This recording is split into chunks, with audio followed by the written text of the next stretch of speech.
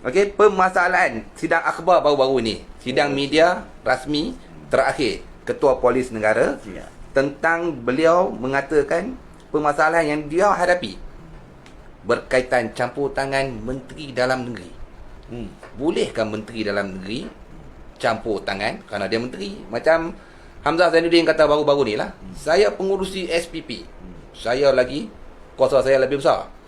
Adakah Menteri Dalam Negeri boleh campur tangan dalam urusan pentadbiran polis di Raja Malaysia? Okey, yang pertamanya saya rasa kita dah menyampaikan jawapan kepada soalan tersebut dengan mendalam tadi, di mana kita mengatakan menteri ni dalam menjalankan tugas dan peranan mereka di dalam mana-mana Suruhanjaya cuma boleh jalankan tanggungjawab kepengerusian dia bagi tujuan kepentingan agensi tersebut, dan tidak boleh mengambil kepentingan pahaman politik dia, karier politik dia, hala tuju kerajaan dan sebagainya. Tidak. Okey. Jadi secara ringkasnya, apa yang Hamzah Zainuddin cakap tu adalah salah dari segi keluhuran perlembagaan dan kedaulatan undang-undang. Isu politik tidak boleh dimasuk campur di dalam tadbir urus mana-mana agensi, polis ke, mahkamah ke, SPRM ke, custom ke, immigration ke, MOF ke, semua tidak boleh. Polisi kerajaan tentang bagaimana nak melaksanakan polisi-polisi untuk kebaikan negara akan diselia dan dilaksanakan oleh kementerian-kementerian dan agensi-agensi ni. Tapi dia tidak boleh campur tangan. Saya nak pegawai ni sebab dia orang saya, orang Perak. Tak boleh. Haram. Okey, haram dari segi perlembagaan. Dari segi perlembagaan. Saya ni orang perlembagaan dan undang-undang. Bila saya sebut haram, semestinya lah dari segi perlembagaan dan undang-undang, bukan dari segi agama. Tapi agama menitik beratkan benda yang adil dan saksama. Itu pahaman saya dari segi agama dan moral juga. Apa yang tak sah dari segi agama adalah kerana ianya tidak adil dan tidak baik. Jadi kalau benda tu tidak adil dan tidak baik untuk negara, maka dia menjadi tidak boleh disarankan oleh agama pun. Saya boleh tanya ustaz perkara tersebut, tapi saya tak layaklah memberikan benda itu. Sebelum saya lupa, ada ramai daripada rakan-rakan kita yang telah menghantar mesej suruh saya komen berkaitan dengan kenyataan yang tertular yang bertajuk jumpakat mahkamah.com. Di sini secara ringkas mereka mengatakan sebenarnya macam mana tadbir urus SPP. Sebenarnya saya telah menjawab pandangan mereka ini semasa kita merungkai SPP di peringkat awal. Dan saya, daripada jawapan saya tadi, saya rasa ramai boleh nampak bahawa apa yang dicadangkan oleh jumpa kat mahkamah ini tidak betul, sebab tidak tepat sepenuhnya, sebab di dalam kenyataan mereka mengesyorkan seolah-olah eksekutif, yakni menteri, boleh mengendalikan perkara itu sebab dinyatakan oleh perlembagaan. Di sini yang jumpa kat mahkamah kena faham apa yang dibenarkan oleh perlembagaan untuk menteri menduduki kepengerusian SPP ataupun mana-mana agensi lain adalah atas fahaman mereka akan mematuhi keluhuran perlembagaan dan kedaulatan undang-undang, bukan kerana mereka menteri, mereka berkuasa. No, kena faham spirit perlembagaan. Kalau menteri dan kerajaan tidak faham spirit atau semangat perlembagaan, maka mereka tidak berhak untuk even duduk di situ. Nah, di sini saya nak lebarkan sedikit, sebab antara pandangan jumpa kat mahkamah adalah bahawa kerana perlembagaan cakap menteri duduk situ, jadi apa salahnya? Memang betul lah perlembagaan kata menteri duduk situ. Tapi sebab itulah seperti yang dikatakan oleh Hamid Badu, Abu Kasim di dalam Suruhanjaya integritinya pada masa kerajaan terdahulu telah mencadangkan untuk dipindah. Ni jumpa kat mahkamah kena faham, cadangan untuk meminda, bukan suruh masuk terus orang lain ganti menteri. Pindah perlembagaan dulu supaya peruntukan Suruhanjaya, pendidikan lah, angkatan tentera atau sebagainya, yang meletakkan menteri sebagai orang tersebut, mungkin disebabkan kredibiliti sekarang ni, kerana kredibiliti kementerian atau ahli politik dah jatuh terlampau hina di mata rakyat. Maka mereka yang menjadi menteri tidak layak untuk dinamakan sebagai pengerusi-pengerusi Suruhanjaya, maka perlembagaan sudah tiba masanya untuk dipindah.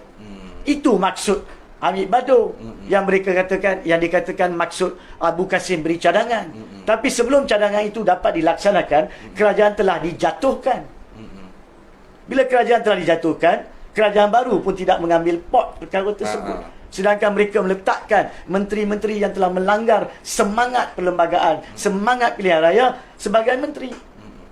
Oleh kerana itulah kita nampak mereka meneruskan sifat tamak dan sifat gila kuasa ni sampai ke tahap tanggungjawab perlembagaan mereka pun mereka tak faham. Jadi ini cadangan. Ini adalah cadangan terbaik untuk semua pihak dalam setiap agensi supaya di masa akan datang untuk mengelakkan kita tercampak dalam lembah politik yang hina seperti yang berlaku sekarang ini, di mana menteri-menteri tidak mempunyai kredibiliti dan kepercayaan rakyat, maka perlembagaan wajib meminda daripada sekarang bila ada peluang. Sebab sekarang ni perlembagaan nak pindah pun nak pergi bawah pokok ceri. Parlimen tutup. Parlimen tidak dibenarkan bersidang. Nampak tak? I will touch all this di hujung nanti, Saudara Padri. Tapi pokoknya di sini, apa yang dinyatakan oleh Abu Kasim dan Hamid Badu adalah cadangan. Bukan Hamid Badu kata, sekarang terus tukar menteri, ambil Tuan ABC, terus menggantikan dia walaupun Tuan ABC bukan menteri. Tidak. Dengar sampai habis apa yang diungkapkan. Jangan politikkan kenyataan. Jangan kelirukan rakyat. Ahli politik kita sekarang ni dah terlampau jatuh kredibiliti sampai tidak ada modal dan pusing ayat yang sekerat. Kenyataan yang suku dipusingkan. Saya syorkan kepada rakyat, kalau kita terdedah kepada mana-mana kenyataan, mana-mana pihak, tak kisah daripada jurang politik yang mana sekalipun, baca daripada perkataan pertama sampai akhir. Kalau tidak, jangan baca. Jangan baca sekerat-sekerat. Dengar video tersebut macam video hari ini daripada awal sampai habis. Minta maaf. Kalau dengar sekerat-sekerat, maka kenapa Tuan ni cakap macam ni? Betul. Mana boleh macam tu? Dengarlah daripada awal. Ni saya minta maaf. Ini masalah kita. Masalah rakyat, tak kisahlah daripada jurang politik mana, mengambil kenyataan ikut selera masing-masing. Macam tadi, mengambil fahaman Seksyen 15 ikut selera masing-masing, bukan selera sebenarnya. Jadi saya minta maaf kalau ada yang tersinggung, tapi tersinggung ke tidak, saya bertanggungjawab sebagai peguam untuk rakyat, bukan untuk parti politik atau pemimpin politik. Ada ramai yang mengatakan, kenapa Hamid Badu cuma pada hari kenyataan media rasmi terakhir beliau pada hari Jumaat lalu baru nak bangkitkan perkara-perkara ni. Secara spontan saya sendiri tertanya perkara tersebut. Secara sebagai seorang profesional dan seorang rakyat Malaysia, memang kenapa lewat sangat? Tapi jangan kita lupa, menurut Hamid Badu, tempoh 2 tahun dia, pada tahun pertama semasa Tan Sri Muhyiddin Yassin menjadi Menteri Dalam Negeri, dia mengatakan dalam sidang media itu dia tidak mengalami masalah. Dia tiada masalah campur tangan politik. Ketika Tan Sri Muhyiddin menjadi Menteri Dalam Negeri, iaitu semasa Tan Sri Muhyiddin dalam Kerajaan Pakatan Harapan menjadi Menteri Dalam Negeri. Jadi tidak masalah pada masa itu. Jadi kalau tiada masalah macam masa itu, macam mana dia nak bangkitkan? Jadi tinggal sekarang ni setahun yang lalu. Dan dalam setahun yang lalu pun Tan Sri Hamid Badu mengatakan dia telah bangkitkan 2 kali dengan Perdana Menteri, iaitu dengan Tan Sri Muhyiddin Yassin dan juga dengan Ketua Setiausaha Negara. Selogiknya perkara itu semestinya memakan masa lebih kurang 3 hingga 6 bulan yang lalu. Dan mesti sebagai seorang penjawat awam, di situ sedikit sebanyak takyidin betul.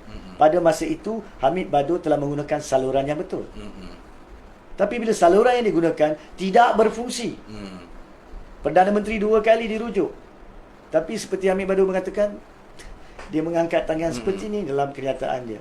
Tidak ada apa-apa respons yang positif berkaitan masalah ini. Dan Ketua Setiausaha Negara seperti biasa, seperti mana beliau anggap dia perlu walaupun salah, berdiam diri.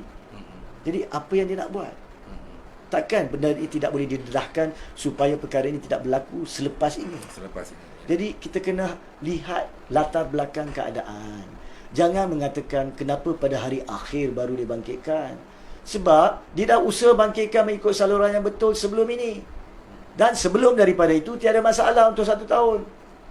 So, let's be fair to him. Sekurang-kurangnya dia telah bangkitkan perkara yang dia sendiri sebagai Ketua Polis Negara menganggap sebagai satu perkara yang jijik, yang kotor, yang boleh menjahanamkan struktur tadbir urus Polis Diraja Malaysia yang merupakan satu cabang penting keselamatan rakyat negara kita. Adakah kita nak keselamatan kita terdedah kepada orang-orang yang mencampuri dengan niat politik?